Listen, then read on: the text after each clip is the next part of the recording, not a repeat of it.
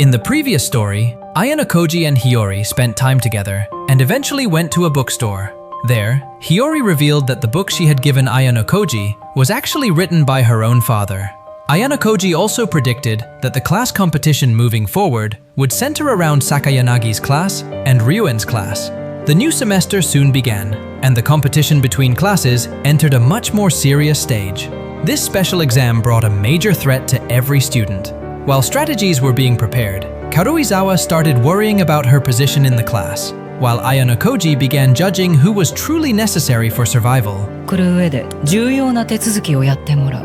In this part, the exam enters its decisive phase. Strategies between classes, hidden cooperation, and betrayal begin to shake Sakayanagi's position. We will also see the conflict between Sakayanagi, Hashimoto, and Kamuro, leading to a conversation with Ayanokoji that makes Sakayanagi begin to recognize both her own weakness and her feelings. Alright, without further ado, let us continue. 質問攻めは覚悟しておく。 The story begins with Hashimoto's thoughts. He describes himself as the type of person who finds it difficult to trust anyone because he believes people can easily betray each other. The more trust he places in someone, the greater the disappointment will be if that trust is broken. Because of that, Hashimoto believes it is far better to be the one who betrays first than to become the victim of betrayal. He is even willing to use all kinds of dirty methods to survive and successfully graduate as a Class A student, even if his actions cause other people to hate him. None of that matters much to him as long as he can achieve his own goal. With that, the third semester of their second year officially begins. On the first day of school, Ayanokoji sees crowds of students returning and filling the school grounds once again. This time, he arrives while walking together with his girlfriend Karuizawa. For Ayanokoji, walking side by side like this makes the trip to school feel more enjoyable. Karuizawa always knows how to start a conversation, so Ayanokoji does not have to think too hard about what topic they should talk about. Their conversation reveals that just one day before the vacation ended, the two of them had even spent the entire day together in Ayanokoji's room from morning until night. After arriving in class, Sudo immediately greets Ayanokoji. From his reaction, he seems slightly jealous after seeing how close Ayanokoji and Karuizawa are. Not long after that, their conversation shifts to gossip about a pair of first-year students who had recently been punished by the school. The couple had been caught doing something inappropriate in a public place. Someone apparently recorded what they were doing and later reported it to the school. The exact details of their punishment are not clearly explained, but the incident serves as a warning to the other students. Things like that should be done in private, because public places are filled with all kinds of cameras. It is not only the school's surveillance cameras, but also cameras belonging to people who might deliberately watch or record what is happening around them. If someone gets caught, what they did can easily be exposed. Not long after that, Chabashira enters the classroom to officially begin the new semester. She reminds everyone not to become lazy and gives them a little motivation. After that, Chabashira announces that the school will hold career interviews the following month to learn about each student's plans for the future.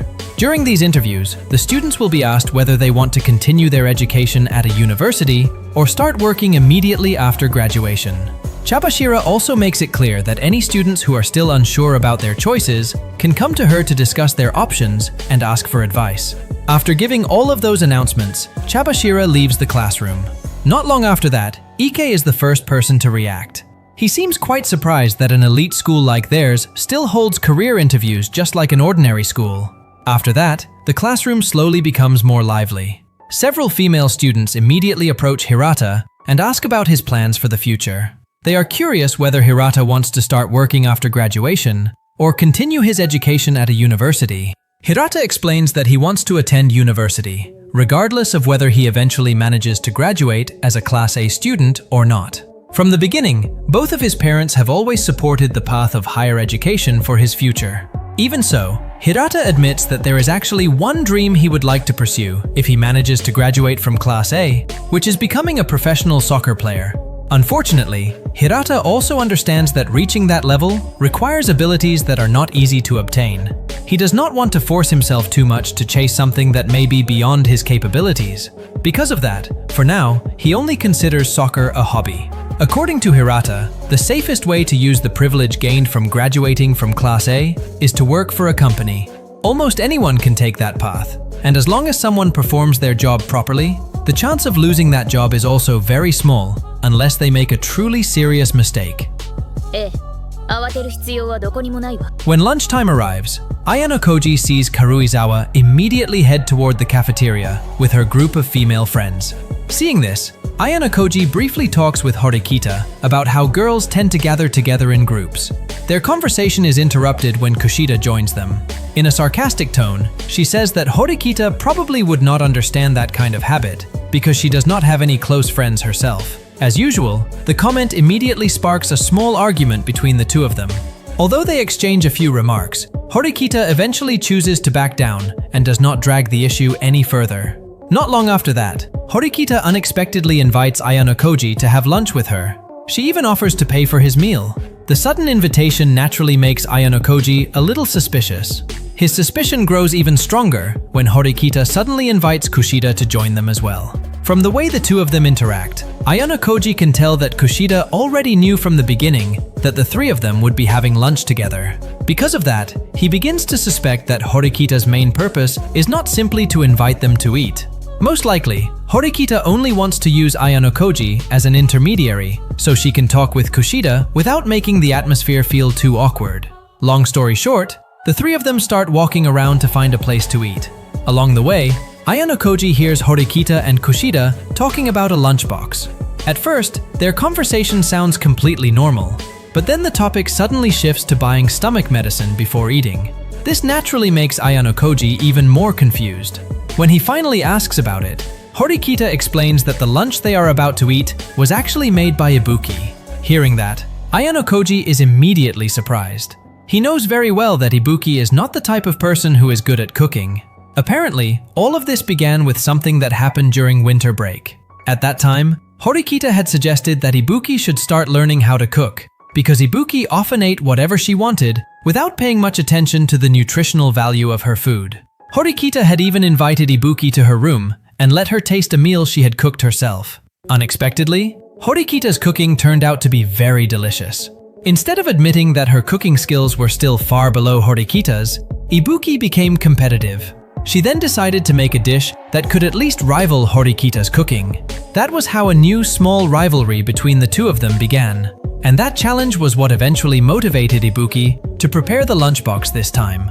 Once Ayanokoji understands the real situation, he starts feeling uneasy and tries to come up with an excuse to leave. Unfortunately, Kushida immediately grabs his hand and stops him from escaping. Ayanokoji complains because he feels like he has been tricked. At first, he thought Horikita was really going to treat him to lunch, but in reality, he had only been brought along as a test subject to taste Ibuki's cooking. Horikita then explains that she had planned from the beginning to share the food with several people. She deliberately invited Ayanokoji because his presence could make the atmosphere between them feel less awkward. Meanwhile, Kushida's reason for joining the lunch is also rather unusual. She came because Horikita managed to provoke her by connecting the event to the small rivalry between Kushida, Ibuki, and Horikita. In short, they eventually go to meet Ibuki. The moment Ibuki sees Ayanokoji arriving with Horikita and Kushida, she immediately looks surprised. Horikita explains that the more people who give their opinions, the more objective the final evaluation will be. After that, they find a relatively quiet place where they can eat lunch together. From her attitude, Ibuki seems very confident in the food she prepared. She clearly does not want to lose to either Horikita or Kushida. On the other hand, Ayanokoji still wants to leave. Unfortunately, all three girls keep stopping him and force him to stay as one of the tasters. When the lunchbox is finally opened, Ibuki's cooking looks fairly normal. There is nothing particularly strange about it.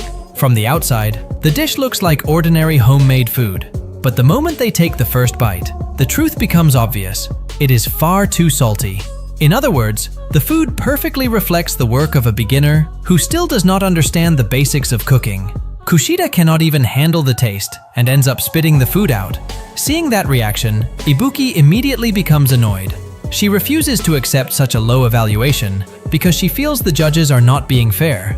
According to Ibuki, the food still looks normal and edible from the outside, so there is no way it should taste as bad as they claim.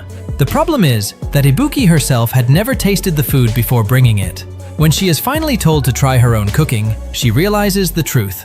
The food really is far too salty. Another argument breaks out, and the scores are naturally very low because the dish is genuinely difficult to enjoy. Even so, Horikita does not completely put Ibuki down.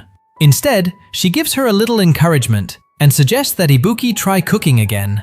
Once Ibuki feels that her skills have improved and she becomes more confident, Horikita is willing to evaluate her cooking again. Despite being given another chance, Ibuki chooses to give up. To her, cooking is troublesome and does not make much sense. Ibuki believes it is far more practical to buy ready-made food from a supermarket than spend time cooking it herself. After that, the conversation slowly shifts to another topic. Ibuki becomes curious about Kushida's cooking skills and challenges her to prove whether her food is really as good as people might expect. Kushida accepts the challenge without hesitation and invites Ibuki to come to her room at 7 that evening. After making the arrangement, the two of them leave the area. Ayano Koji is still there and quickly stops Horikita. He reminds her about her earlier promise to treat him to lunch. Hearing that, Horikita finally keeps her word. She tells Ayano Koji that he can choose anything he wants from the school cafeteria and she will pay for it. の話に移れるわね。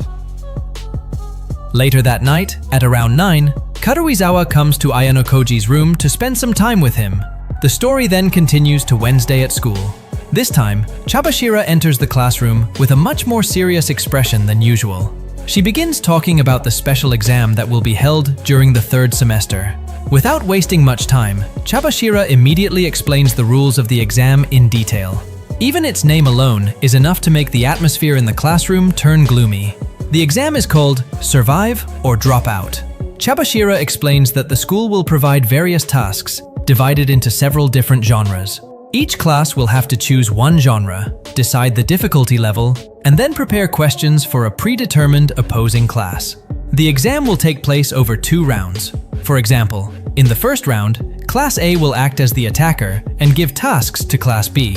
Class B must then defend by answering the questions they are given. If they answer correctly, their class will earn points. After that, Class B will attack Class C. Then Class C will attack Class D, and finally, Class D will attack Class A.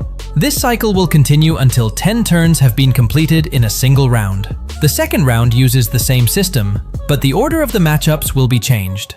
In other words, the exam consists of 2 rounds, and each round contains 10 turns of attacking and defending.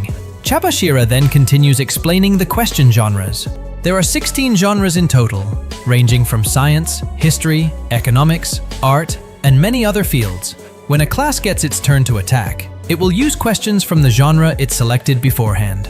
Interestingly, the attacking class also has the right to choose 5 students from the opposing class who must step forward as defenders and answer the questions. They are given 3 minutes to select those 5 students.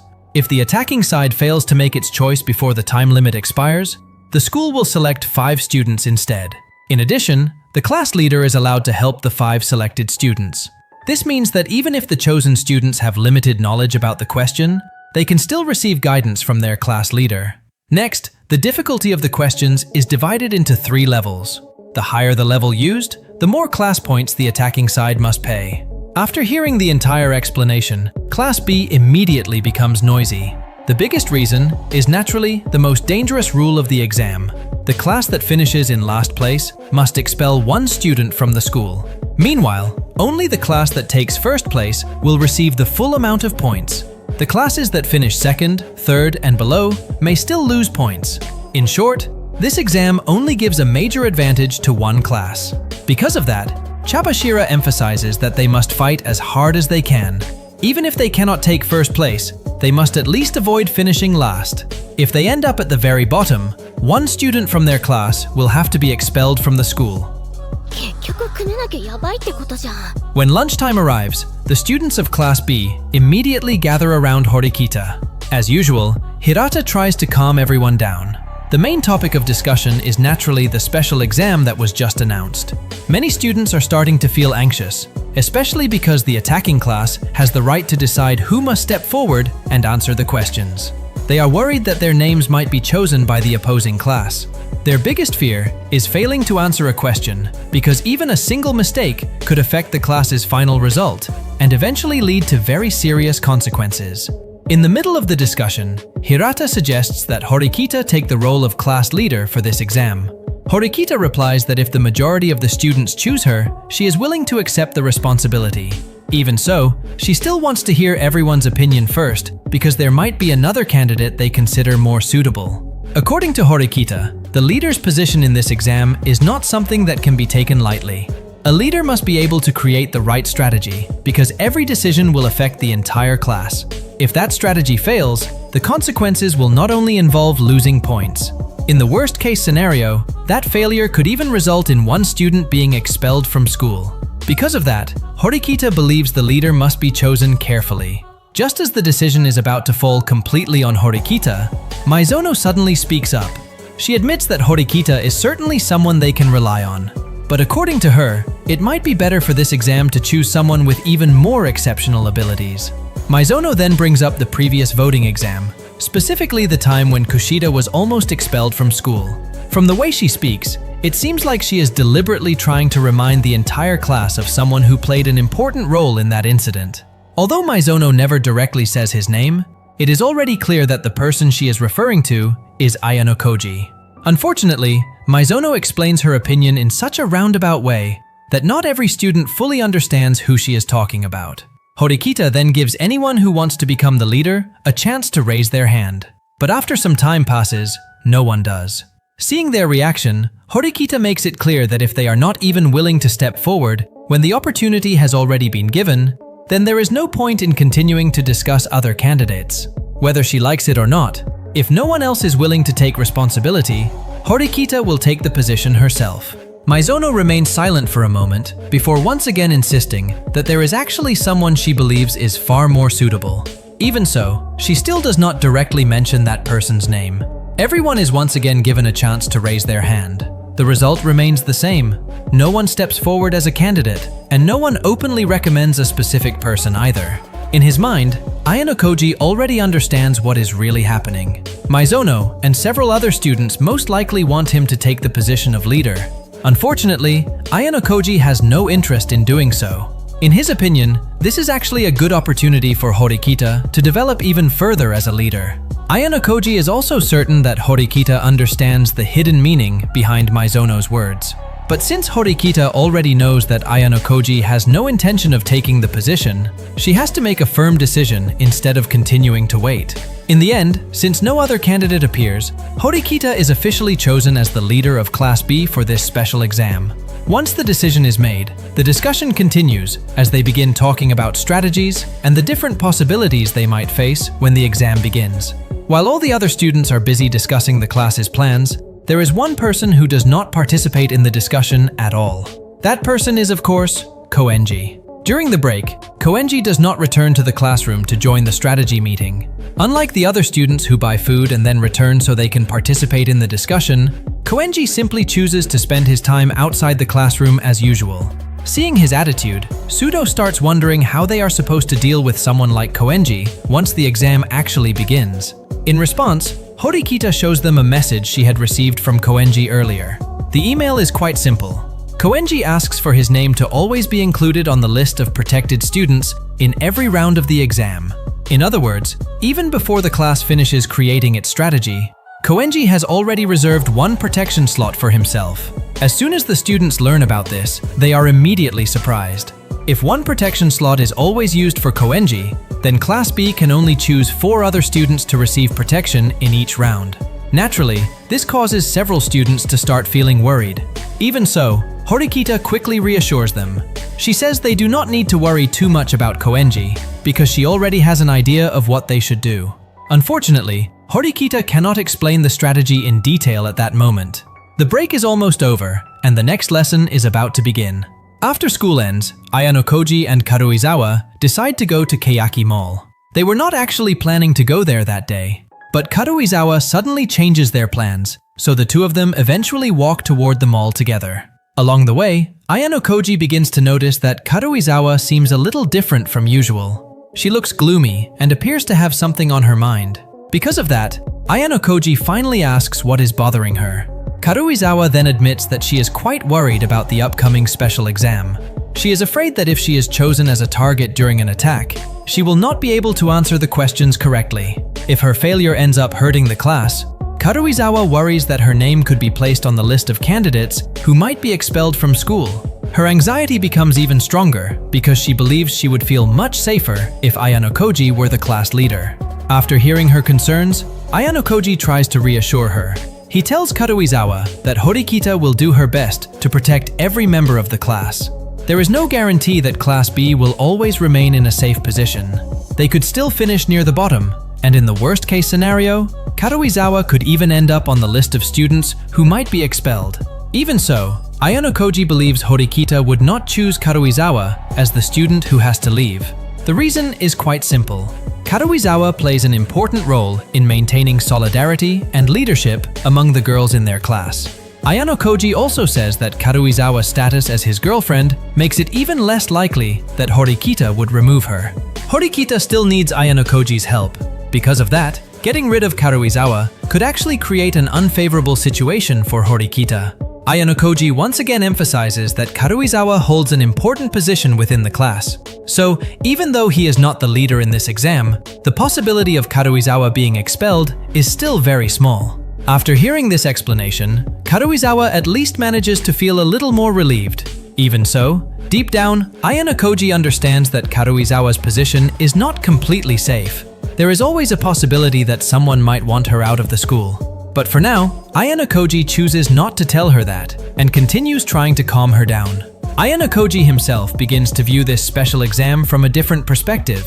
To him, the exam is not only about winning or avoiding the expulsion of a student. It could also be a very good opportunity to evaluate the true value of every member of the class.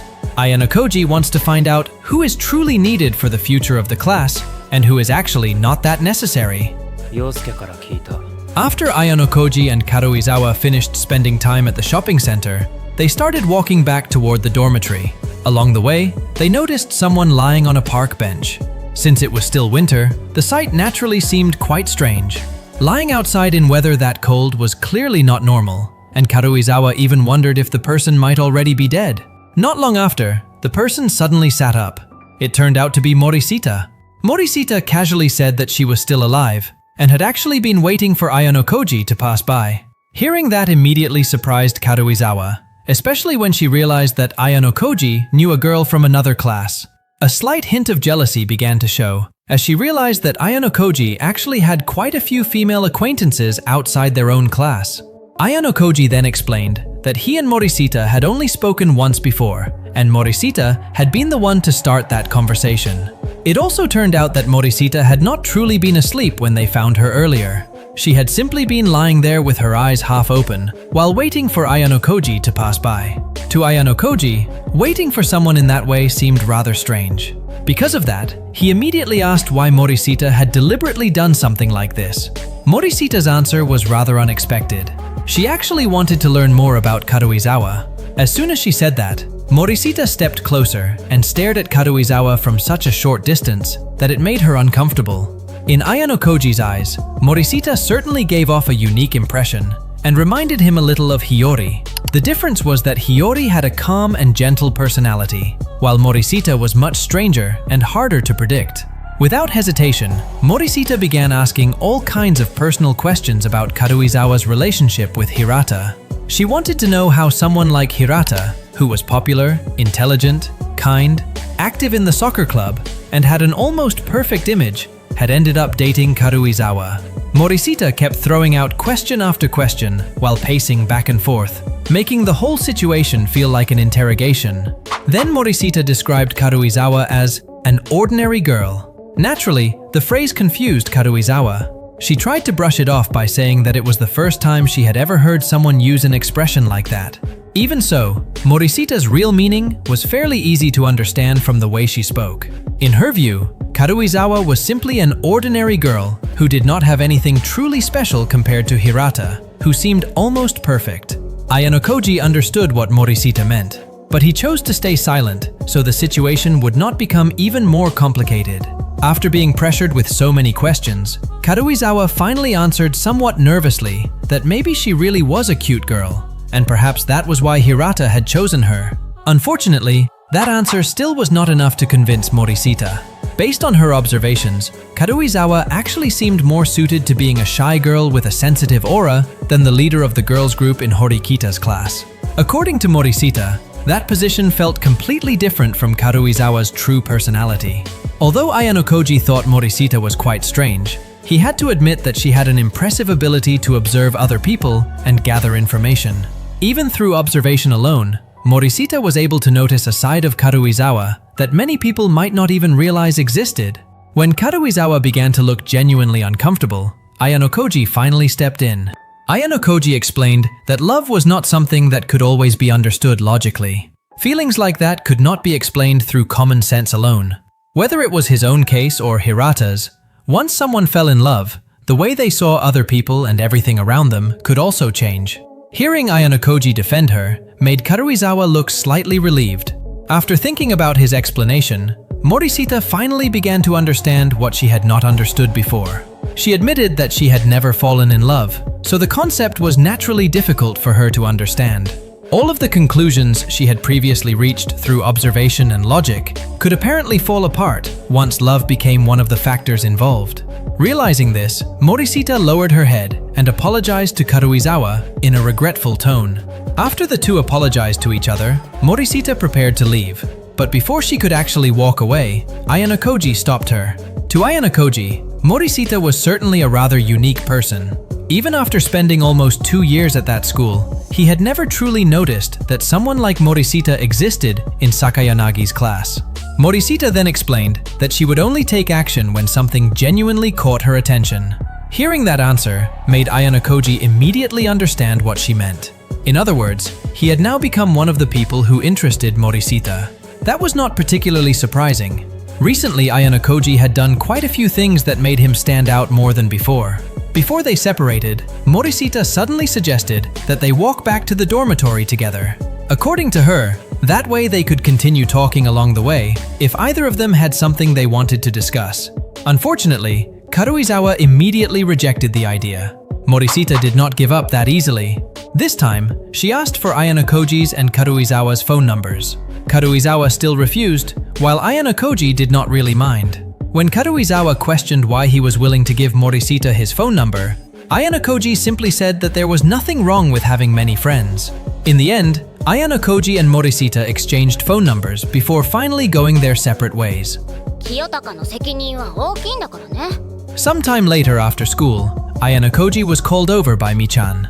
They then looked for a quiet place where they could talk. Apparently, Michan was still thinking about the mysterious person who had once sent her food when she was absent from school. Previously, when Kushida revealed her true personality in front of the entire class, Michan's secret feelings for Hirata were also exposed. She became so embarrassed that she decided to stay away from school for some time. But while she was absent, someone regularly sent food to her. At first, Michan believed that person was Ayano Koji. It turned out that her guess was wrong. Because of that, she later asked Ayano Koji to help figure out who had actually been sending her the food. Unfortunately, the mystery still had not been solved. Michan once again asked whether Ayano Koji had managed to find the answer. They began discussing various possibilities based on the clues they had. The sender could have been someone from their own class, or even someone from another class. There was also a possibility that the person was a boy who secretly had feelings for Michan. Even so, there was still no way to determine the person's exact identity. Ayano Koji then suggested that Michan did not need to push herself too hard to find out who the person was. Even so, Michan still felt that she needed to know the identity of the kind person who had been helping her all this time. Since Michan still wanted to find the answer, they eventually decided to go to the convenience store and ask the female employee who had previously tried to help investigate the matter. At the time, the employee had actually intended to tell Michan what she knew, but Michan became afraid and eventually chose not to return there. Now with Ayano Koji accompanying her, she finally managed to gather the courage to go back. When they arrived at the convenience store, the atmosphere felt a little awkward at first. The female employee initially assumed that Ayano Koji was Michan's boyfriend. She even already knew Ayano Koji's name because every customer used a student ID card, and Ayano Koji himself visited the convenience store quite often.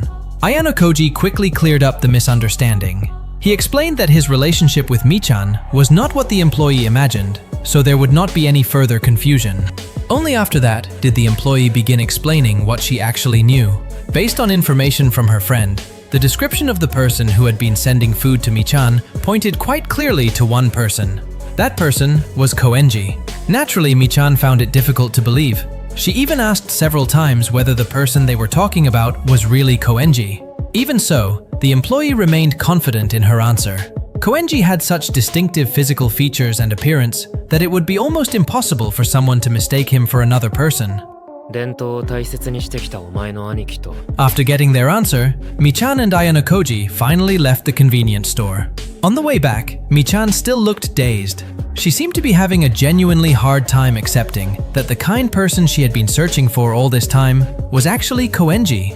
Michan kept wondering why Koenji had done all of that. Ayanokoji had to admit that he had never really thought about the motive behind those actions either.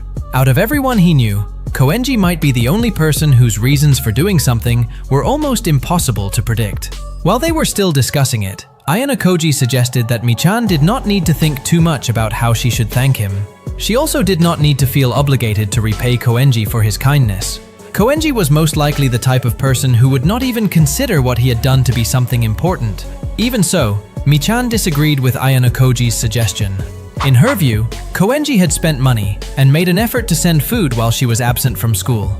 Because of that, it was only natural for her to at least thank him properly. Michan then decided to give him a gift as a way of showing her gratitude. At first, she even considered choosing something worth about the same amount as everything Koenji had spent. But Ayanokoji reminded her that there was no need to do that. The gift did not have to be equal in value. As long as it could sincerely express her gratitude, something simple would already be more than enough. After thinking it over, Michan finally decided to choose a simpler gift. She also asked Ayanokoji to accompany her when she met Koenji because she did not feel comfortable going alone. ちゃんと調べたから連絡してあげた。 The next morning, Ayanokoji left Karuizawa sleeping soundly in his room and went to meet Michan so they could carry out their plan.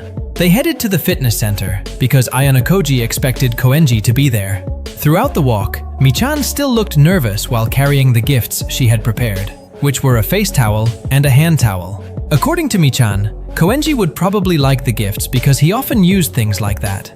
Ayanokoji simply watched her, while thinking that trying to guess what was actually going on inside Koenji's mind was almost always pointless. Instead of continuing to make assumptions, it would be much easier to meet him directly and hear the answer from Koenji himself. When they arrived at the fitness center, they waited in the lounge for around 40 minutes. Not long after that, Koenji finally finished his workout and prepared to leave. Seeing the opportunity, Michan immediately approached Koenji and asked for a little time to talk. Unfortunately, Koenji refused right away while laughing. He said that he was very busy and already had plans to meet someone. Without giving Michan a chance to explain any further, Koenji simply walked away. Unsure what else to do, Michan and Ayanokoji eventually decided to follow him in secret. A little later, they saw Koenji sitting at a cafe with a third-year Class B student named Enoshima Midorika. Ayanokoji felt there was no point in getting too close, so they chose to observe from a distance. Even so, Michan seemed increasingly curious about what Koenji and Enoshima were discussing. She began looking for a chance to move closer so she could hear their conversation. Unfortunately, before Michan could do that, Koenji suddenly disappeared from his seat. Now only Enoshima remained at the table by herself. While Michan and Ayanokoji were still wondering where Koenji had gone, a voice suddenly came from behind them. It turned out that Koenji was already standing right there. After realizing that he had been followed, Koenji did not look surprised at all. Instead, he considered something like that completely natural because he was simply that popular. Koenji said this while laughing loudly as usual. Michan then tried once again to ask for a little time to talk. This time, Koenji finally agreed because his business with Enoshima was already finished. Without wasting the opportunity, Michan immediately asked whether Koenji really was the person who had been sending her food while she was absent from school. Koenji admitted it without the slightest hesitation. Hearing that answer, Michan immediately asked why he had done it. Koenji simply replied that helping someone who was having a difficult time was a natural thing to do. That simple answer left Michan speechless and unsure of what to say. Koenji then said that if there was nothing else to discuss, they should go their separate ways. But Ayanokoji still had one thing he wanted to know. He asked why Koenji had been willing to help Michan when he was known as someone who almost never wanted to help anyone else. Strangely, whenever the matter involved Michan, Koenji seemed to have stepped in to help her several times. Koenji then explained that his reason had absolutely nothing to do with having special feelings for Mi-chan. Instead, Koenji said that he strongly hated hypocrisy. He also had a principle of repaying the kindness of people who had genuinely helped him before. That was the reason he was willing to help Mi-chan. The explanation only made Mi-chan even more surprised. As far as she could remember, she had never done anything that could be considered helping Koenji.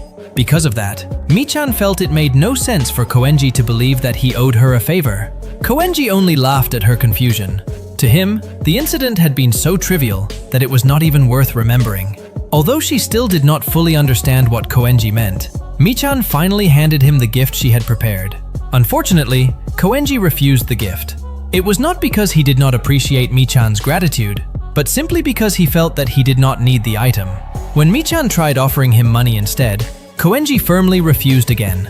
According to him, there was no debt that needed to be repaid. Everything he had done was only a small matter that did not need to be made into something bigger. Hearing that answer, Mi-chan could only lower her head sadly. Meanwhile, Koenji turned around and prepared to leave. Before he could get too far, Ayanokoji caught up with him and asked about Koenji's plans from that point onward, especially whether he had any intention of helping their class. Koenji immediately answered firmly that his decision would not change until graduation day. No matter who tried to persuade him, no one would be able to make him their ally. After hearing that, Ayanokoji shifted the conversation to the special exam they were currently facing. He warned that it was possible Horikita might one day take back her promise to always protect Koenji. If the situation changed, there could eventually be circumstances that put Koenji at risk of being expelled from school. This time, Ayanokoji's tone sounded slightly threatening, and Koenji immediately noticed it. With a much more serious expression, Koenji made it clear that he was always capable of protecting himself. If someone ever truly tried to force him out of the school, he would not simply stand by and do nothing. Koenji even said that he would take direct action against whoever tried to do such a thing. After that, their conversation came to an end, and Koenji quickly left. Not long after, Mi-chan approached Ayanokoji. From her expression, she looked like she wanted to say something, but after hesitating for a moment, Mi-chan eventually decided to keep it to herself. Ayanokoji guessed that Mi-chan actually wanted to ask why he had dared to speak to Koenji in such a threatening tone. Even so, it seemed that she did not have enough courage to ask him directly. コンビニ行けば A few days later on Wednesday after school, Ike confidently announced that he had found a way for their class to win the exam. Curious about his plan, Horikita and several other students decided to go to a karaoke place to hear Ike's explanation. Not everyone joined them, because if the entire class gathered there, the discussion would become much harder to control. Once the meeting began, Ike immediately explained his idea. According to his calculations, their class needed to earn at least 68 points to win. The method was fairly simple. Almost every student would deliberately skip the exam, and only 5 people would participate. Since their class would have only 5 participants, all 5 students would automatically be placed on the list of the 5 protected students. This would allow them to earn points without having to answer any questions given by the attacking team. After hearing the strategy, everyone fell silent for a moment. On one hand, Ike's idea did sound fairly safe and effective, especially for a class near the bottom of the rankings. The problem was that getting almost the entire class to be absent would not be easy. Even if they could manage it, the strategy would still carry a considerable amount of risk. The discussion continued, and Horikita began pointing out the main weakness in Ike's plan. According to her, the strategy was indeed quite safe, but the number of points they could earn would stop at 68. This meant that if another class managed to score higher than that, their chance of taking first place would immediately disappear. In this exam, finishing first was extremely important. Only the class that took the top position would receive additional class points, while every other class would actually lose points. Even worse, the class that finished in last place risked losing one of its students through expulsion. For that reason, Horikita made it clear that they needed to aim for more than 68 points. Ike's strategy was useful if their only goal was to play it safe, but it was not enough to bring their class into first place. Although Horikita decided not to use the strategy, she still thanked Ike. In her view, his idea had helped make the direction they needed to take much clearer. Horikita even praised Ike directly, leaving him scratching his head in embarrassment. Before ending the meeting, Horikita once again reminded everyone not to hesitate to share any ideas they had. She assured them that she would not look down on anyone's opinion, no matter how small the idea might seem. Not long after, the discussion ended and the students began leaving the karaoke room one by one until only Horikita and Ayanokoji remained. At that point, Ayanokoji suggested that they move somewhere else. He wanted to discuss the special exam alone with Horikita. The request surprised Horikita because it was very rare for Ayanokoji to take the initiative like this. Even so, Horikita quickly made it clear that she did not want to keep relying on him. For this exam, she intended to develop her own strategy without receiving direct help from Ayanokoji. Ayanokoji understood what she meant and simply nodded. He then explained that he had never intended to give her any strategic advice in the first place. Ayanokoji only wanted to know Horikita's view of their current situation. This way, Horikita would remain fully in control of the class strategy, while Ayanokoji chose not to become directly involved in developing it. After finishing their conversation at the karaoke place, Ayanokoji and Horikita decided to go to a cafe. それについては今の段階では答えられないわ。 There, they enjoyed some coffee while continuing their discussion in a more private setting. After sitting down, Ayanokoji kept looking at Horikita for a while. His stare made Horikita start wondering whether there was something strange on her face. Ayanokoji then explained that he was actually just looking at Horikita's hair, which had started growing longer. As usual, their conversation began with some casual small talk before gradually shifting toward a more serious topic. Ayanokoji wanted to know whether Horikita's way of thinking had changed since the previous voting exam, when she had shown hesitation while making a decision. This time, he wanted to know what Horikita would do if the special exam ended in the worst possible outcome, where she was forced to expel one of the students from school. Horikita began explaining that ever since that voting exam, she had often thought back on the decision she made. Sometimes, she still felt a sense of regret, although in the end, she continued to believe that the choice she made at the time had been the right one. According to Horikita, everyone would continue to grow as time passed, including herself. She also felt that their class was currently making progress. Even so, Horikita still understood that the worst possible situation could happen at any time. Right now, their class did not have enough points to protect a student. If things truly ended that badly, then someone would definitely have to be expelled from school. Because of that, Horikita was determined to do everything she could to keep their class from finishing in last place. To her, deciding who had to be expelled was an extremely painful experience, and something she never wanted to go through again. Even so, if the situation truly forced her to make that decision, Horikita would no longer show the same hesitation she had during the previous voting exam. In fact, she had already thought of a candidate she would choose if expelling a student became completely unavoidable. Horikita admitted that thinking about the possibility of losing, even before the exam began, made her feel a little embarrassed. Ayanokoji then assured her that there was absolutely nothing to be ashamed of. According to him, considering the worst possible outcome from the beginning actually showed that Horikita was seriously thinking about what was best for her class. Their conversation then shifted toward how they should deal with the other classes. Ayanokoji gave her a hypothetical situation. If Ryuen's class ended up in last place at the end of the exam, and Ibuki was the student who would be expelled from that class, what would Horikita do? Would she choose to win, deliberately lose, or try to make the result end in a draw? The question left Horikita silent. From her reaction, Ayanokoji realized that Horikita had been too focused on the condition of her own class. Because she had been so busy preparing for the worst possible outcome for her class, she had not truly considered the different situations that could happen to the other classes. Horikita admitted that weakness herself. She said that until now, she had only been thinking about the bad outcomes that could happen to her own class, without considering how the exam results might affect the other classes. After realizing this, Horikita asked for Ayanokoji's opinion. Ayanokoji explained that every leader had their own fighting style. Ryuen did not hesitate to act ruthlessly toward anyone, while Sakayanagi tended to target people she did not like. In other words, every leader had a different method and approach when dealing with their opponents. Horikita then closed her eyes for a moment. She admitted that even now, she still had not found a fighting style that truly suited her. Even so, she was determined to keep growing and become better over time. Horikita also apologized because she felt that she was still not good enough at the moment. Ayanokoji assured her that it was not a problem. As long as Horikita was able to recognize her own weaknesses, he felt that was enough for now. Deep down, Ayano Koji felt that his analysis of Horikita Suzune was almost complete. The Horikita of today could not yet be called an extraordinary person like she might become in the future. Even so, Ayano Koji believed that her potential was enormous. This made Ayano Koji think back to Manabu, the first person who had ever told him about Horikita's great potential. Without Manabu's explanation back then, Ayano Koji might never have noticed the hidden ability Horikita possessed. At the same time, Ayano Koji also realized that their time at the school was limited. A little later, the topic of their conversation changed again.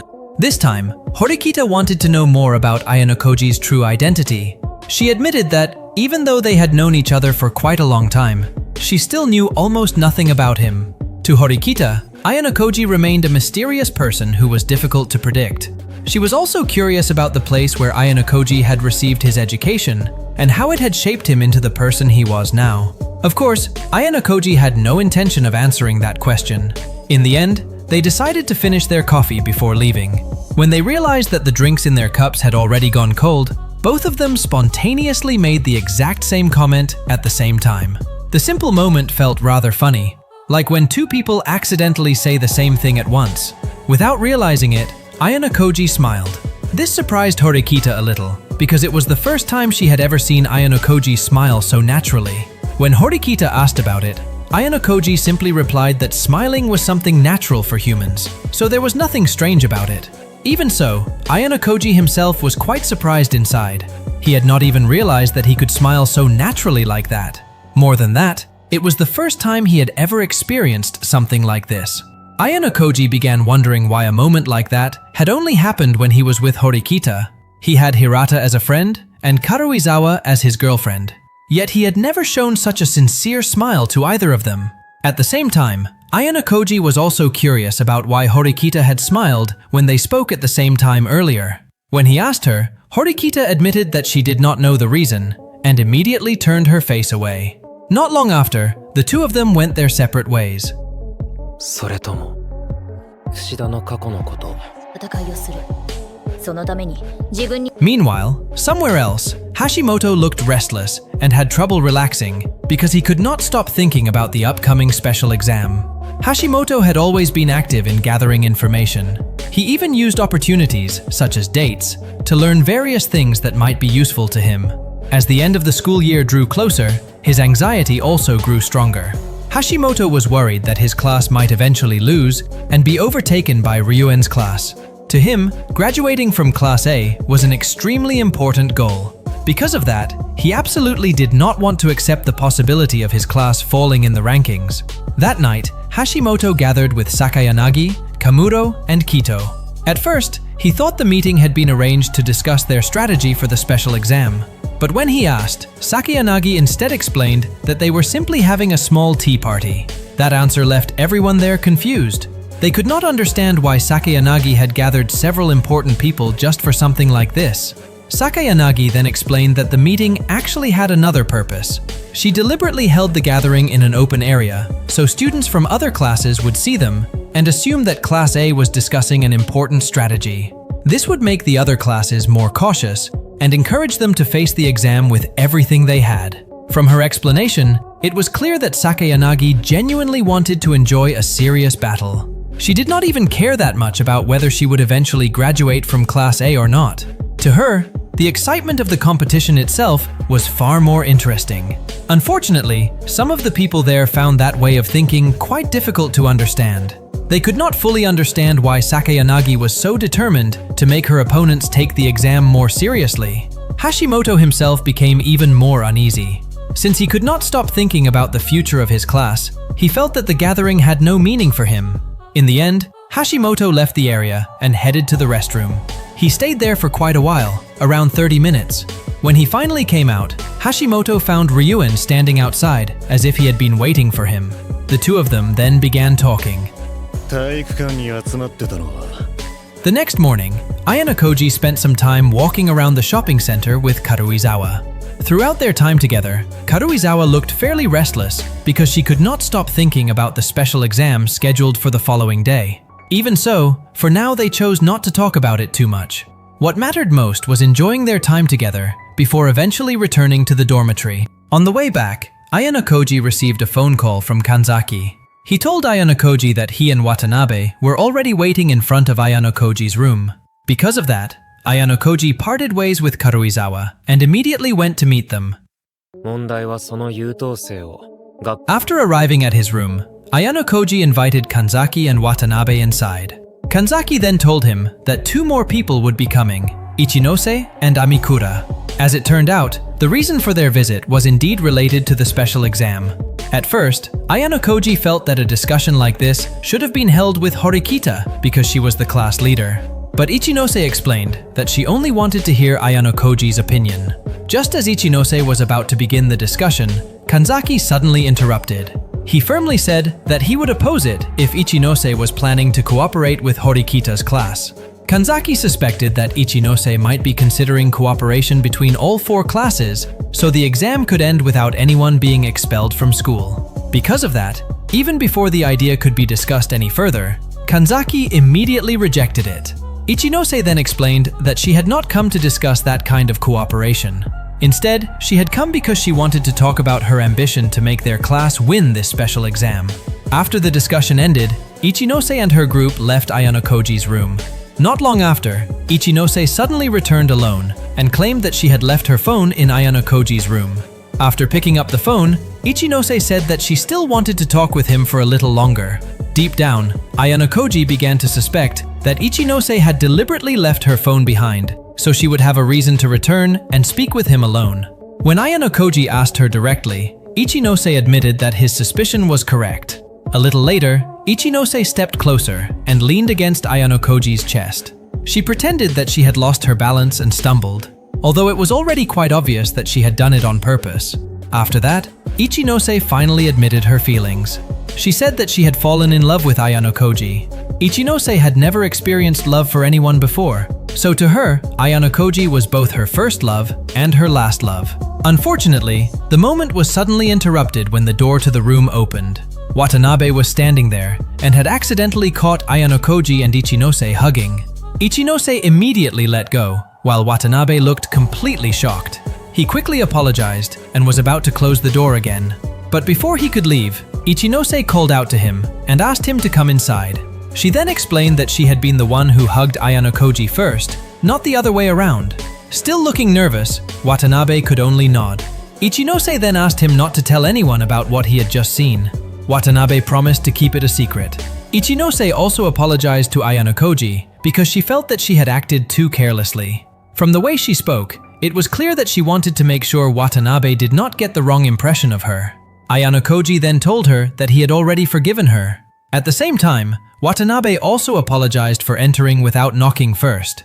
He explained that he had actually come back because he wanted to open up to Ayano Koji about something personal. When Ichinose was about to leave, Watanabe instead asked her to stay and listen to his story as well. Long story short, Watanabe began talking about his middle school days. When he was in his 2nd year, he had once been close to a girl. Unfortunately, that girl chose to date another boy instead.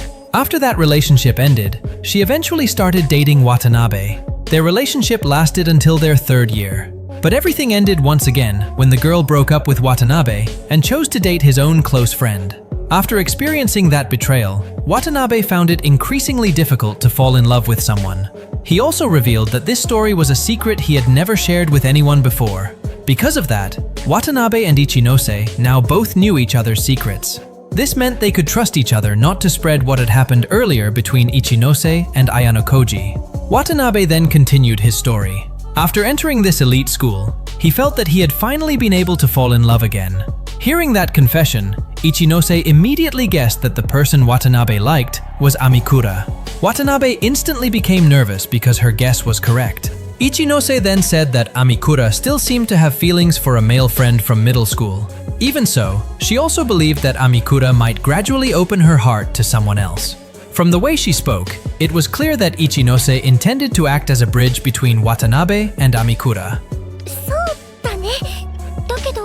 At 8 in the evening, Hashimoto was still feeling uneasy. Up to that point, Sakayanagi had shown no sign of taking any action to deal with the special exam.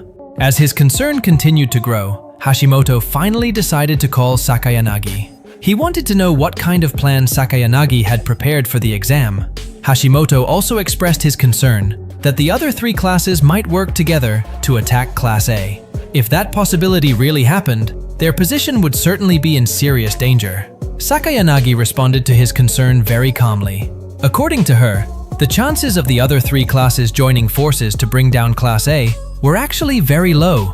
The reason was simple.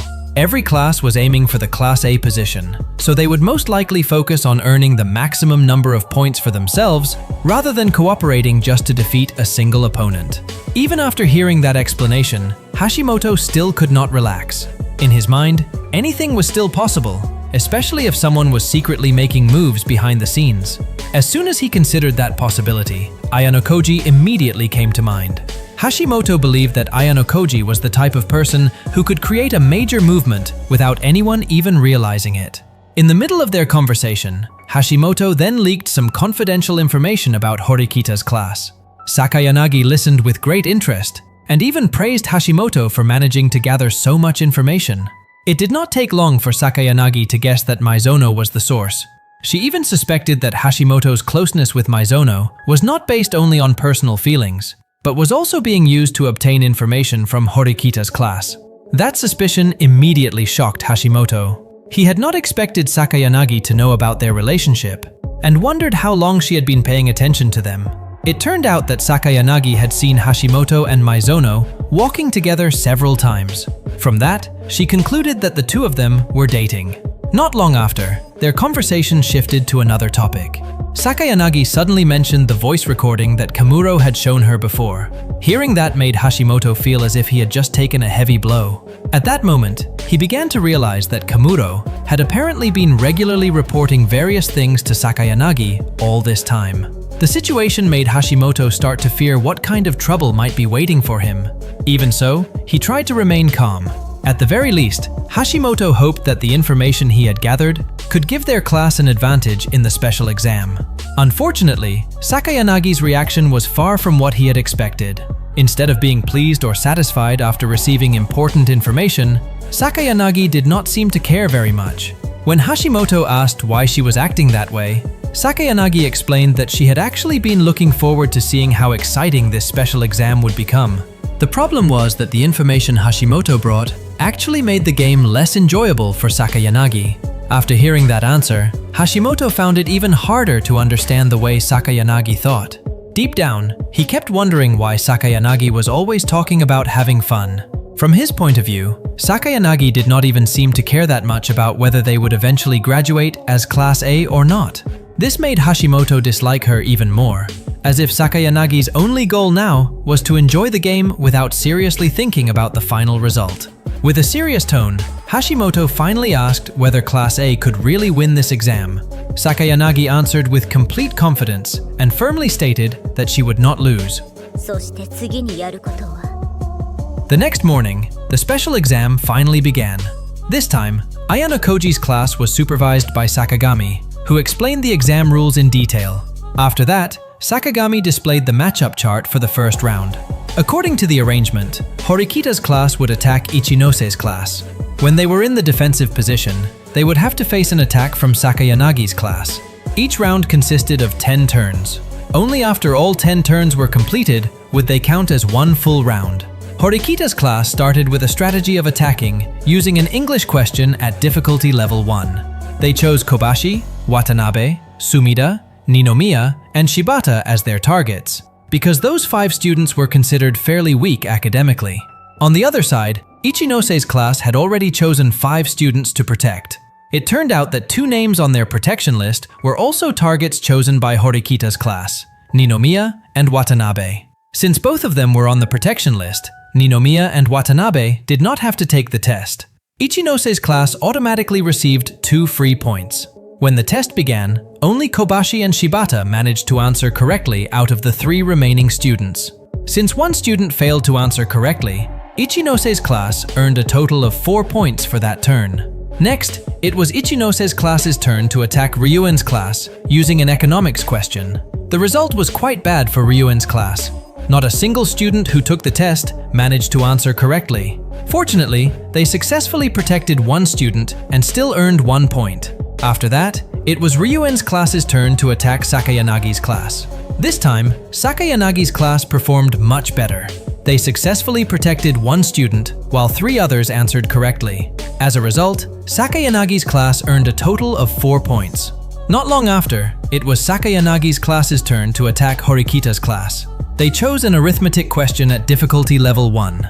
To deal with the attack, Horikita decided to protect Sonada, Ichihashi, Okitani, Ike, and Makita. That decision immediately surprised Sudo because Koenji's name was not on the protection list.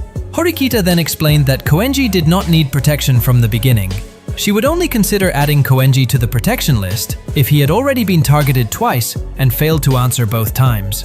Meanwhile, Sakayanagi chose Ishikura, Ike, Kikuchi, Inogashira, and Okitani as her attack targets.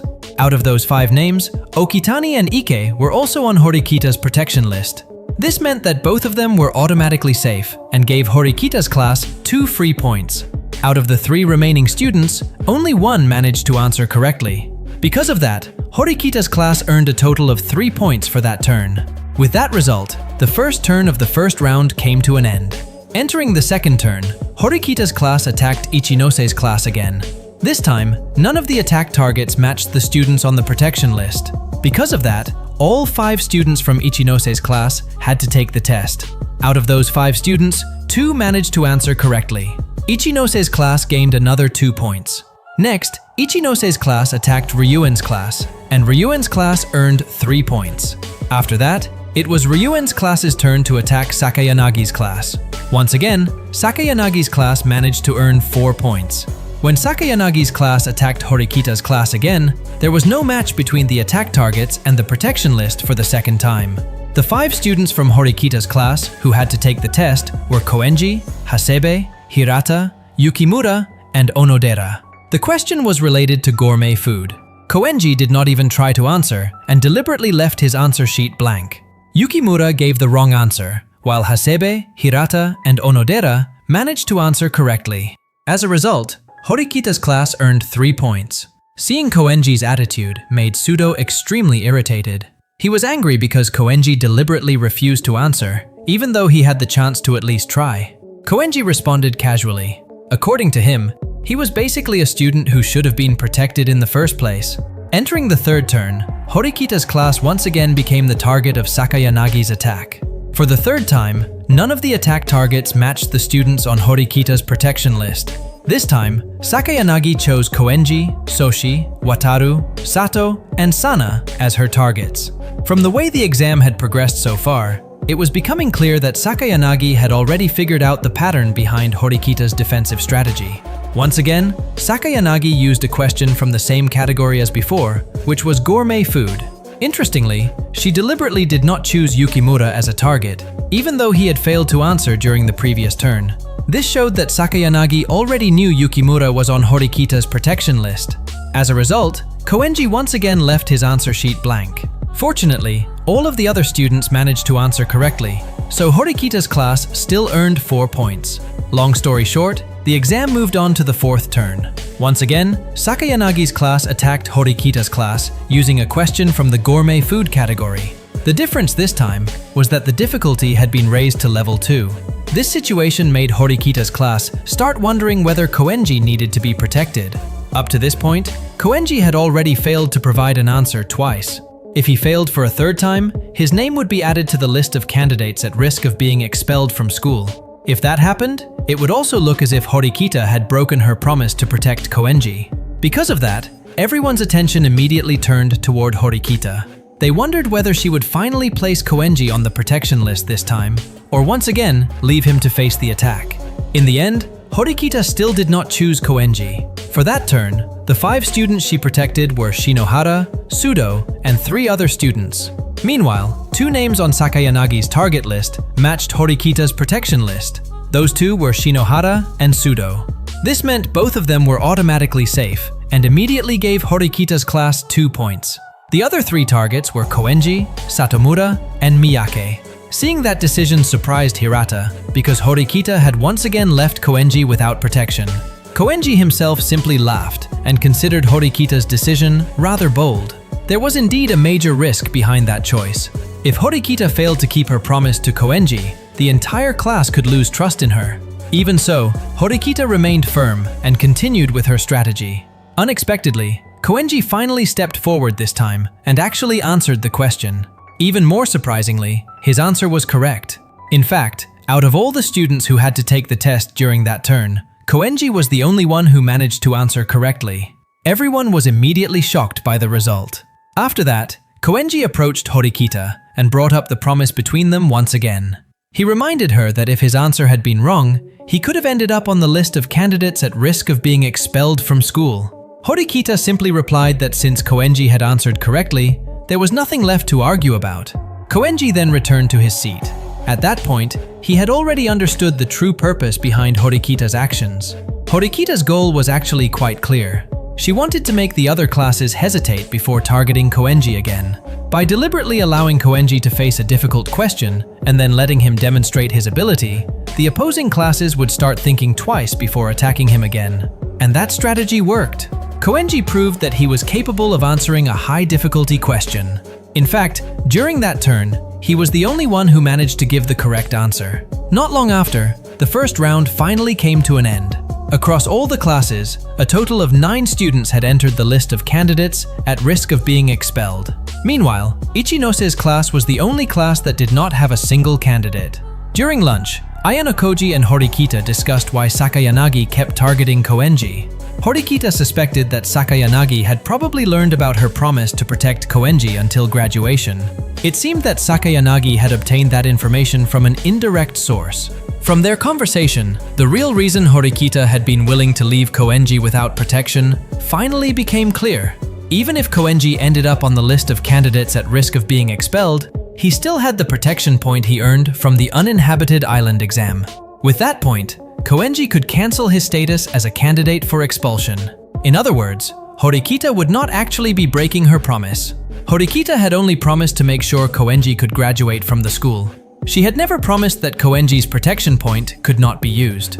Koenji also seemed to understand the reason behind Horikita's decision. Because of that, he eventually went along with the strategy and chose to answer the question correctly, so his protection point did not need to be used. Meanwhile, attention shifted to Ryuen's class. During the first round, Hoshinomiya was serving as the supervisor and noticed that the atmosphere inside the class looked quite tense from the outside.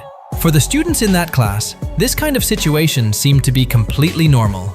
Even though they were currently in last place compared to the other classes, the students in Ryuen's class still looked remarkably calm. Hoshinomiya even saw Ishizaki sleeping peacefully in the middle of the exam. Meanwhile, in Sakayanagi's class, Hashimoto approached Sakayanagi with a slightly protesting tone. He was disappointed because the important information about Horikita's class that he had previously provided was not being used at all. To Hashimoto, Sakayanagi's actions seemed to ignore all the effort he had put into gathering that information. Hashimoto then insisted that Koenji was someone Horikita would definitely protect. Because of that, continuing to target Koenji could actually give Horikita's class an advantage. Sakayanagi simply laughed after hearing his complaint. She explained that from the beginning, she had wanted to see how far Horikita would go to protect Koenji. According to Sakayanagi, there was still a possibility that Horikita might choose not to protect him at all. Hashimoto continued to insist that Horikita would definitely protect Koenji. If she did not, her leadership could collapse because the entire class might lose trust in her. Sakayanagi had a different view. According to her, if Horikita continued protecting Koenji throughout this exam, then it would actually be her leadership style that would eventually start being questioned. Long story short, the next turn began. And just as expected, Horikita once again left Koenji off the protection list. Hashimoto immediately fell silent. Even so, he still believed Koenji was smart enough to answer whatever question he was given. Sakayanagi confidently stated that Koenji would not answer the question. Her prediction once again proved to be correct. Koenji did not give any answer at all and simply left his answer sheet blank. After seeing the result, Hashimoto chose to remain silent and did not make any further comments. On the next turn, Sakayanagi targeted Koenji again. the students in her class started making a fuss because they were convinced that Horikita would definitely protect Koenji this time. Sakayanagi firmly said that Koenji would not be protected. And once again, Horikita's decision remained unchanged. Hashimoto started to become confused by the pattern. Even so, he slowly realized that Horikita might have deliberately left Koenji without protection twice because she knew he was still safe from the risk of expulsion. Because of that, Hashimoto assumed Horikita would definitely start protecting him on the next turn. Unexpectedly, Sakayanagi chose Koenji as a target for the third time. The students in her class were immediately shocked. Some of them thought this would finally be the moment when Horikita stepped in to protect Koenji. Sakayanagi then explained that she simply wanted to confirm whether the information Hashimoto had given her about Koenji was truly accurate. Unfortunately for Hashimoto, the result was once again different from what he expected. Horikita still did not protect Koenji. Hashimoto was completely shocked by her decision. He even began imagining Horikita's class falling apart because she would be seen as having broken her promise to Koenji. Several students in Sakayanagi's class had similar thoughts. They began to believe that Horikita was losing the trust of her classmates. Sakayanagi came to a completely different conclusion. Deep down, she realized that Horikita was actually acting very carefully against her opponent this time. According to Sakayanagi, Horikita's rapid growth was actually quite understandable. After all, Horikita was the only person who could observe the way Ayanokoji acted from such a close distance. Because of that, it was not surprising that Horikita could learn from her experiences and improve her abilities so quickly. As the first round continued, Sakayanagi also realized one important thing. Not a single class had formed an alliance. Each class was following its own strategy without cooperating with any of the others. In the end, Sakayanagi's class achieved the best result and finished in first place for that round. With that, Class A officially secured the top position in the first round. When lunchtime arrived, Sakayanagi invited Kamuro and Kito to eat with her. Meanwhile, Hashimoto did not join them. Elsewhere, Horikita and Ayanokoji were talking at a cafe. Their conversation was interrupted when Sakayanagi suddenly arrived. She said that she wanted to join them, and Horikita allowed her to sit at their table. Kito and Kamuro, who had come with Sakayanagi, looked rather surprised to see her sitting at the same table as Horikita and Ayanokoji. At first glance, their conversation sounded casual. Even so, subtle jabs and intimidation occasionally came from both sides. Not long after, Ryuen appeared and said that he wanted to join them as well. Kito immediately reacted sharply to his arrival. Sakayanagi quickly calmed Kito down and allowed Ryuen to sit with them. Ryuen then opened the conversation by bringing up the people around Sakayanagi, who had now started entering the red zone, meaning the list of candidates at risk of being expelled from school. From the results of the first round, it was clear that Ryuen had deliberately targeted people close to Sakayanagi, such as Kito, Hashimoto, and Kamuro. At the moment, Kamuro had already entered the danger zone. Meanwhile, Hashimoto and Kito were still in safe positions. Even so, both of them could also end up in danger if they gave another wrong answer in the next round. There was one other interesting detail in Ryuen's attack pattern. He also chose Yamamura as one of his targets.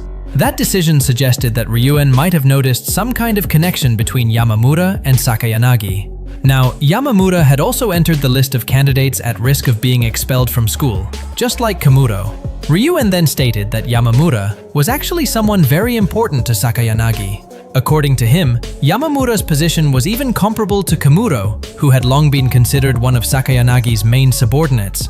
The moment Yamamura's name was mentioned, Sakayanagi suddenly stopped eating, despite looking relaxed just moments earlier. That small reaction immediately caught Kamuro's attention. She started wondering whether Yamamura was actually someone who had been secretly working behind the scenes all this time. Kito had the same question as well. Sakayanagi quickly dismissed their suspicions. According to her, everything Ryuen was saying was nothing more than baseless provocation and did not need to be taken too seriously. Even so, Ryuen did not stop at all. He continued provoking her and even suggested that Sakayanagi should start preparing herself to decide which one of her subordinates would eventually be expelled from school. After that, their conversation briefly shifted to Ichinose. Up to this point, Ichinose still seemed determined to protect every one of her classmates. This had also been proven by the results of the first round, since not a single student from Ichinose's class had entered the danger zone. Not long after, Ryuen ended the meeting with a challenging smile. He said that he was really looking forward to the battle that would take place in the next round. 天沢の剣だな。The break ended, and the second round began. Horikita's class immediately attacked Sakayanagi's class. Horikita used one additional point to raise the question difficulty to level 2, causing Sakayanagi's class to earn only 2 points. Sakayanagi then responded much more aggressively. She attacked Ryuen's class and used 2 additional points to raise the difficulty to level 3. It was clear that Sakayanagi wanted to deal a major blow to Ryuen. Unfortunately, the plan completely failed. Ryuen successfully protected every target and earned a perfect 5 points. Sakayanagi suffered a major loss after spending additional points without getting any result. Next, Ryuen attacked Ichinose's class. 3 students were successfully protected, and 1 other student answered correctly, giving Ichinose's class 4 points. Then, it was Ichinose's turn to attack Horikita's class. 2 students were protected, while Ayanokoji, Karuizawa, and Miyamoto had to answer a level 1 sports question. Ayanokoji was fairly confident if the question was about sports rules or history, but not if it involved recent events. Fortunately, the question was about baseball rules. Ayanokoji and Miyamoto answered correctly, while Karuizawa got it wrong. That mistake immediately made Karuizawa anxious, because she could now be seen as having already lost 1 life. Entering the second turn, Sakayanagi attacked Ryuen again. The result remained the same. Every target was protected, and Ryuen's class once again earned a perfect 5 points. When Ryuen attacked Ichinose, 2 students were protected, and 2 others answered correctly. Ichinose's class earned another 4 points. After that, Ichinose attacked Horikita's class again. This time, Ayanokoji, Karuizawa, and Chiaki had to answer, with Ayanokoji and Karuizawa as the main targets.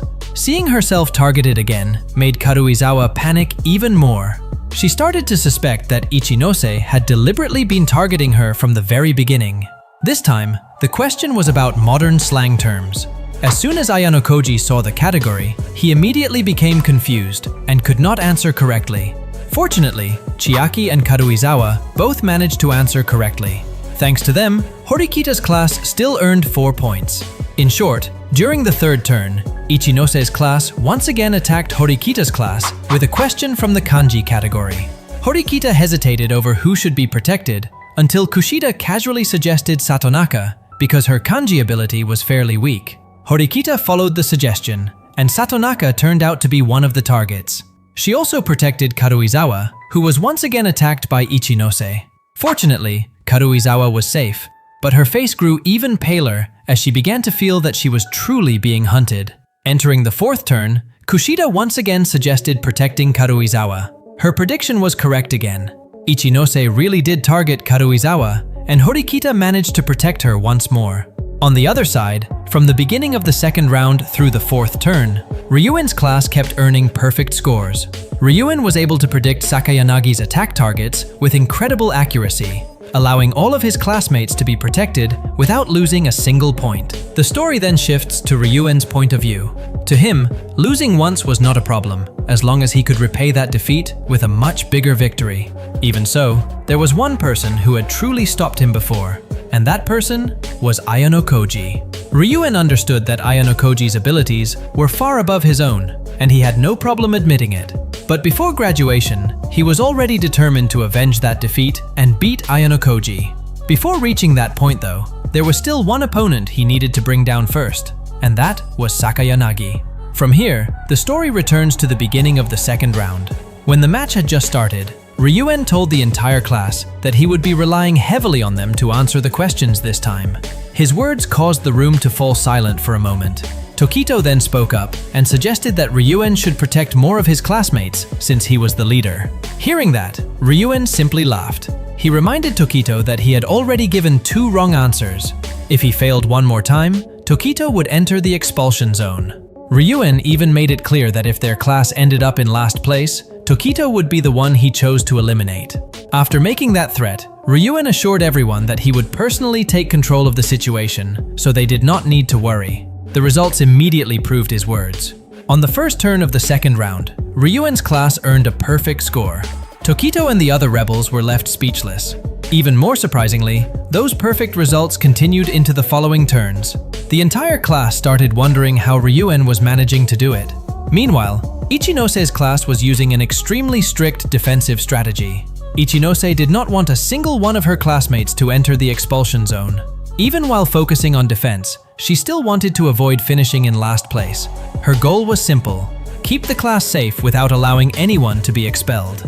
It was revealed that before the second round began, Ichinose had contacted Ryuen and asked him not to attack her class too aggressively. Ichinose did not want her classmates to be put in danger because she already had a strategy for dealing with Horikita's class. That strategy proved successful, and none of her classmates entered the elimination zone. The problem was that the biggest threat in the second round actually came from Ryuen's class. Because of that, Ichinose decided to make a cooperation agreement with him. Ichinose asked Ryuen to make sure her classmates would not be placed at risk of expulsion. In return, Ryuen controlled how many points Ichinose's class would earn so that it matched his own goal, which was to push Sakayanagi's class into last place. With that agreement, Ryuen was basically controlling Ichinose's class score during the second round. Unlike in the first round, Ichinose chose to play it safe this time because she was already confident that her class was protected from the threat of elimination. The agreement with Ryuen also gave Ichinose more freedom to launch targeted attacks. And the person she chose to target was Karuizawa. Ichinose knew that her actions were fairly risky because personal reasons were involved. Even so, she still went through with it while preparing a reasonable explanation in case anyone questioned her actions later. Back in Horikita's class, the second round had already reached the fifth turn. Ichinose targeted Karuizawa once again, but Horikita had already figured out the pattern and immediately protected her. Karuizawa herself became even more frightened.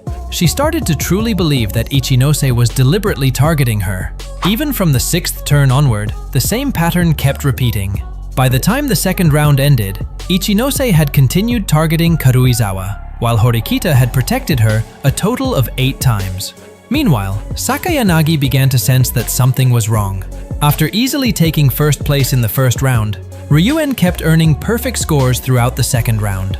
At first, Sakayanagi remained calm, but as those perfect results continued, she became convinced that there was a traitor inside her class who was leaking their attack targets to Ryuen. Morishita was the first person to voice that suspicion, followed by Sanada, who even suggested collecting everyone's phones. Even so, Sakayanagi refused to change her plan. She preferred to maintain order within the class, rather than create mutual suspicion that could lead to division. At this point, Sakayanagi's only priority was avoiding last place. She even began to suspect that several other classes were working together to bring them down. And as it turned out, her suspicion was correct. When the second round ended, Sakayanagi's class finished in last place. Sakayanagi accepted her defeat. Now they had to decide which student would be expelled from the 5 who had entered the elimination zone: Kamuro, Yamamura, Sugio, Toba, and Machida. Since their contributions were considered almost equal, Sakayanagi decided to use a lottery instead of choosing based on OAA scores.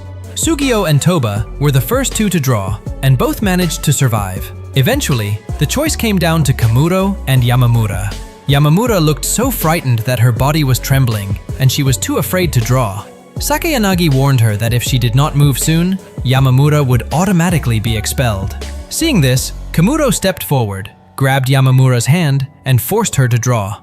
She did not want Yamamura to be eliminated without even trying. Unfortunately, the final result showed that Kamuro was the unlucky one. The entire class immediately fell silent. Kamuro was officially expelled from the school. The special exam ended with Ryuen's class as the winner, earning 100 class points. The classes in second and third place each lost 50 points, while the class in last place lost 100 points and also had to expel 1 student from the elimination zone. After the exam ended, Ichinose immediately went to Horikita's class and apologized to Karuizawa for continuously targeting her. She explained that everything had been part of a plan to make Horikita contact her. The plan worked. Horikita had indeed asked about the reason Karuizawa was being targeted, and from that point on, the 2 of them began cooperating to control their point totals with the same goal of pushing Sakayanagi's class into last place. After learning the truth, Karuizawa finally felt relieved. It turned out that Ichinose had not truly been hunting her. she had only been used as a trigger to make Horikita open communication with Ichinose. After Ichinose left, Horikita spoke with Ayanokoji. She admitted her defeat and suspected that there had been an agreement between Ryuen's class and Ichinose's class. They also discussed the traitor in Class A, including the possibility that Ryuen had paid one of the students to leak information. Although Horikita was frustrated that she had failed to take first place, she was at least fairly satisfied to see Class A finish in last place. 赤点を取った時のポイントへの After that, Ayanokoji headed toward Ryuen's class. Through the window, he saw Hiyori standing alone with a gloomy expression, while her classmates celebrated their victory. When he asked her about it, Hiyori simply said that she was not in the mood to have fun, so she chose not to join the celebration. Meanwhile, Sakayanagi was talking with Hashimoto about the traitor in their class. She also brought up Hashimoto's attitude, pointing out that he did not seem to care very much when Kamuro was expelled, even though the two of them had been fairly close. Hashimoto briefly changed the subject and asked whether Sakayanagi had already figured out who the traitor was. Sakayanagi only gave a faint smile before directly accusing Hashimoto. At first, Hashimoto calmly denied it, but Sakayanagi showed him a photo of his meeting with Ryuen before the exam and demanded an explanation. When she asked him to hand over his phone, Hashimoto could no longer avoid the truth. He admitted that he had indeed been working with Ryuen and had received 500,000 private points. Even so, money was not his main reason. According to Hashimoto, Class A was no longer strong enough and was at risk of being overtaken by Class B. He hoped his betrayal would serve as a warning and make everyone take the fight to maintain their position more seriously. Hashimoto then insisted that Sakayanagi needed to recruit Ayanokoji. In his view, the best way to graduate from Class A was to bring Sakayanagi and Ayanokoji together, because he considered them the strongest students in their year. Sakayanagi immediately rejected the idea. She explained that she and Ryuen were more interested in challenging strong people than recruiting them as allies. That answer only made Hashimoto even more convinced that Ayanokoji was not an ordinary student. He was also irritated because Sakayanagi and Ryuen did not seem nearly as obsessed with graduating from Class A as Ichinose and Horikita were. Sakayanagi then suggested that Hashimoto transfer to Horikita's class. That way, he could stay by Ayanokoji's side, while also following a leader who genuinely wanted to reach Class A. Hashimoto could only remain silent because the future of Horikita's class was not guaranteed either. In the end, Sakayanagi called Hashimoto useless and said he was not worth keeping. According to her, the other classes would not easily accept a traitor either. Even so, Hashimoto remained firm. If Sakayanagi refused to bring Ayanokoji into Class A, then he would bring Sakayanagi down himself, take over the leadership, and recruit Ayanokoji afterward. Sakayanagi simply applauded and said that she was looking forward to the challenge. After their conversation ended, Sakayanagi waited for Kamuro to come out of the faculty room. Not long after, Ayanokoji arrived and briefly discussed the traitor problem with her. When Kamuro finally came out, she looked slightly surprised to see Ayanokoji there. After that, the three of them walked together. Sakayanagi apologized because her mistake had caused Kamuro to be expelled. Kamuro responded calmly instead. From the beginning, she had already understood that something like this could happen. When Sakayanagi asked what she planned to do after leaving the school, Kamuro said that she would continue her education somewhere else. As they walked, Kamuro gradually picked up her pace until Sakayanagi tried to keep up, stumbled, and fell. Kamuro then helped her back to her feet and suggested that Sakayanagi quickly find someone to replace her in the class. When asked whether she had any final request, Kamuro initially said that she did not want anything, but after being pressed several times, she finally gave Sakayanagi one request. Kamuro wanted the traitor who had caused all of this to suffer the same fate as her. Sakayanagi promised that she would get rid of that traitor. After that, Kamuro finally left the school. Now only Ayanokoji and Sakayanagi remained. Ayanokoji then asked what she thought about the exam. According to Ayanokoji, Sakayanagi's abilities were actually above those of the other class leaders. The only reason she lost was because several unexpected factors worked against her. Sakayanagi accepted that calmly. To her, no matter how superior her abilities might be, a loss was still a loss. Their conversation then shifted to Kamuro. Sakayanagi said that losing Kamuro would not have much effect on the strength of the class. Even so, Ayanokoji knew that on a personal level, the incident had affected her quite deeply. Ayano Koji then explained that a leader was allowed to be selfish. If there was someone she truly wanted to protect, then she should protect that person even if it meant sacrificing someone else. Because of that, Sakayanagi never needed to hesitate about protecting Kamuro. Sakayanagi understood what he meant and assumed that Ayano Koji was deliberately trying to balance the strength of all the classes. But Ayano Koji denied it. He had no intention of weakening Class A. His goal was to make every class grow until they reached their full potential. That was the reason he often involved himself in the problems of other classes. After hearing that explanation, Sakayanagi began to feel uncomfortable. What bothered her even more was that Ayano Koji had already understood the mistake that she herself had only just realized. According to Ayano Koji, the lottery system Sakayanagi created was actually a way to treat Kamuro the same as every other student. But in reality, when Kamuro was truly expelled, losing her still had a major impact on Sakayanagi. Sakayanagi finally admitted her mistake. From elementary school through junior high school, she had never really had friends because she struggled to socialize. Even after entering high school, she always viewed other people as nothing more than tools. But without realizing it, Kamuro had become someone different. Sakayanagi finally realized that she had come to see Kamuro as a friend. That realization came too late, and it left her with regret. Ayano Koji was satisfied to see that Sakayanagi was able to admit her weakness. By recognizing it, Sakayanagi now had the chance to grow and become much stronger. Sakayanagi also began to understand why the people around Ayano Koji kept improving. Ayano Koji always showed them their weaknesses and gave them the push they needed to change. Even so, from Ayano Koji's perspective, it was still not enough. There were still several things he needed to prepare before graduating from school.